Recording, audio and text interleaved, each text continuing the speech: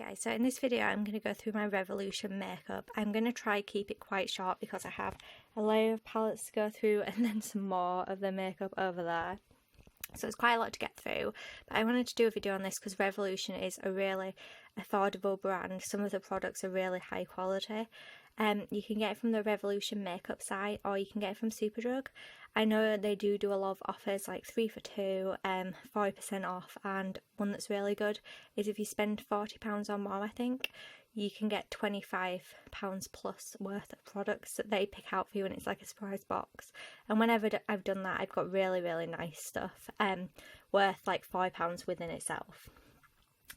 So this is the first palette, and I'd compare this to the Huda Beauty palette in colours.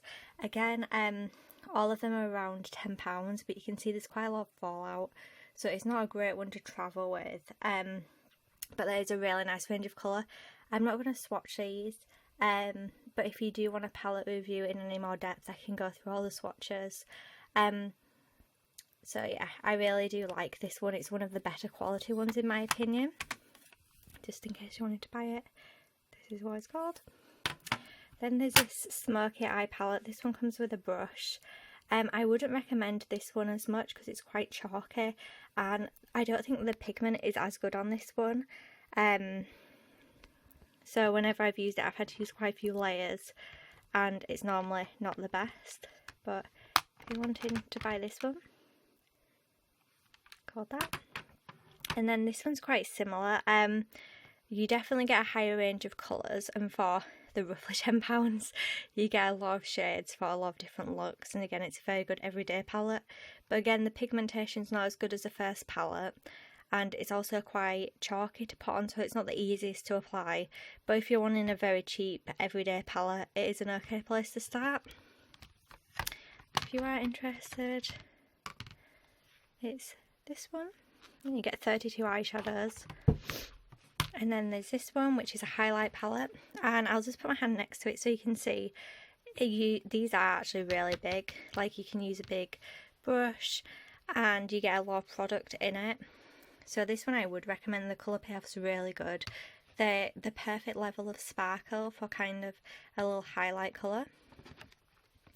So I'd recommend these. As you can see, it's very dirty from being in my makeup, but it's just called that.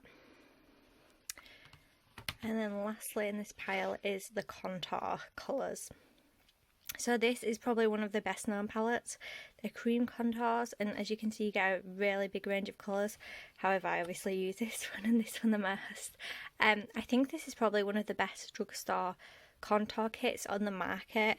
They go on really well, they're very buildable. You can have a very neutral look or you can have quite a dramatic look. It's up to you how much you want to build on it. Again, they're quite big. You get a lot of product for your money.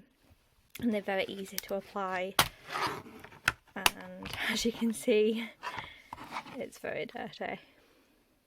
This palette, which I'm going to be honest, I bought it for the packaging, because it's like a little love heart, which I thought was cute. I'll show you the back of it. Is that? But I think the quality of the eyeshadows is very similar to the packaging. They're kind of bad quality. It reminds me a bit of kids makeup. I don't know if that's just because of the packaging.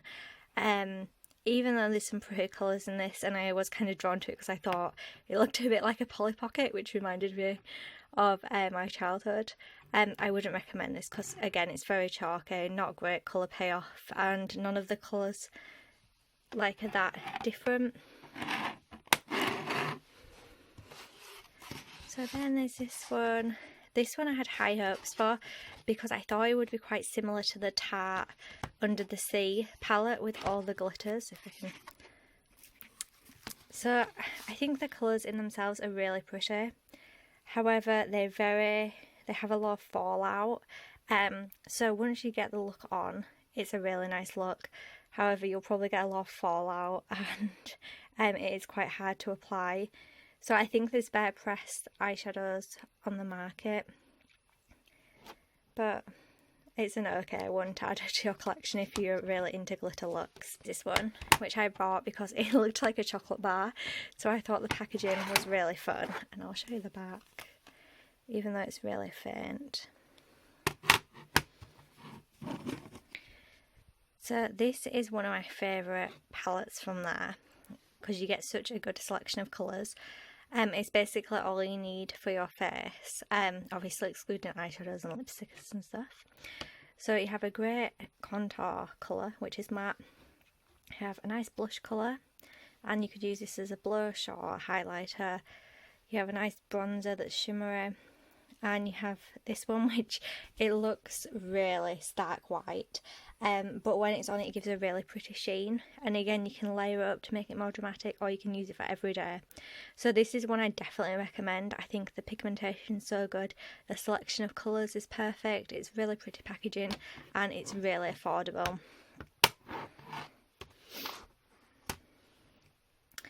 Then moving on to one of the last palettes. As you can see, like how dirty my desk has got. There definitely is a lot of fallout. But this Revolution Shimmer Brick, this is another one that I'd really recommend. The colours are really pretty. You can use them as highlight, blush, or bronzer. You could use them as eyeshadow. Show you the back. So these are really pretty, a nice selection of golden and bronze colours, and then you have a few kind of rose gold colours. So it's a really universal palette and one I'd really recommend. Then moving on to these little hearts, I thought I'd go through these quickly.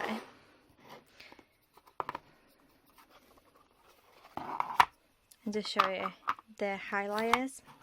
And I think the packaging is really cute. It is like cardboard, so it's not the best quality, but the product inside you get a lot for your money, and it's very nice. Again, it's very buildable, quite similar to the chocolate bar palette I showed, but just in a different format.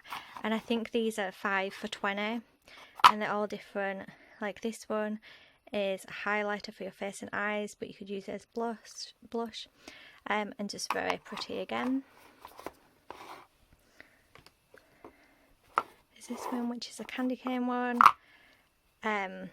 which you could use as blush or highlight.